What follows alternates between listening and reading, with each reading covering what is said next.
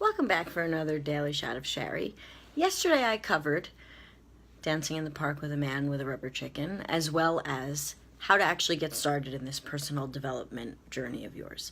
So I discussed asking yourself different questions and realizing how much you want to move out of pain to pleasure that you're ready for. So it takes actually deciding what's going on in your life, noticing what's not working, and saying, I'm not sure how to get there, but I know that I'm ready to start.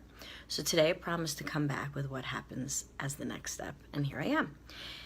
Once you have the answers to what you don't want to keep creating in your life, in your work, in your relationships, in your business, whatever the category is, then you need to determine how much commitment you have. Now, it sounds kind of silly because yesterday I said all you need to do is ask yourself different questions, and that is true to get started.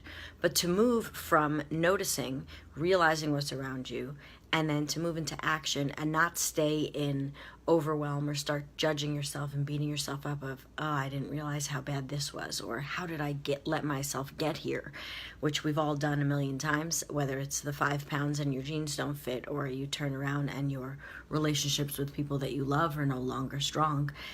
Notice it and then leave that place. So stay in the questions and stay in the exploration as long as you need to get the information and the data that you need. And then it's time to take action. So that number one, you move out of where you are. And number two, you don't sink further into what the feelings and emotions are about how you got there. The key is to move forward. Now, for some people, they like to live in yesterday. They like to tell themselves and everyone else why they can't change, how they got stuck, what's happened to them in the past. Now, this is not to belittle any of those things. They're all very true. And they're even more true to the person who's telling them, whether the stories are exactly factual or not. But here's the thing, if you want to change what's in front of you, you have to decide to do something differently. So you don't want to keep living that old story that you've been living. You want to move forward. You need to commit to yourself to say, yes, A, B, C happened to me. And in spite of all of that, or in inspiration of all of that, I'm now going to move to D, E, and F because I'm ready to. Because I don't want to play this tape over and over again. So for today, I want you to realize what that commitment takes. Now, this is not just writing it on a vision board or writing it down on a piece of paper or telling your best friend or even declaring it on social media, because those are all lovely, bold moves, but we don't really change then. When in the darkness of the night do you say to yourself, I really don't want this anymore? When you wake up in the morning and you say, today's going to be different. The middle of the day when you start that afternoon slump of here we go again and you start sliding into autopilot. It's at those critical moments that you get to decide, am I moving forward? Am I staying stuck? Or am I moving backwards? And it's as easy as that to define for yourself. Because if you make it more complicated in your head, you're going to convince yourself in and out of anything that you want or don't want. Much as we all like to say we like change, most of us don't know how to change, and we don't know where to put change in our life. So it comes down to what you're feeling in the moment, split-second decision, am I moving forward, present, or backwards? And then decide, there's sometimes, I just want to sit in my stuff today.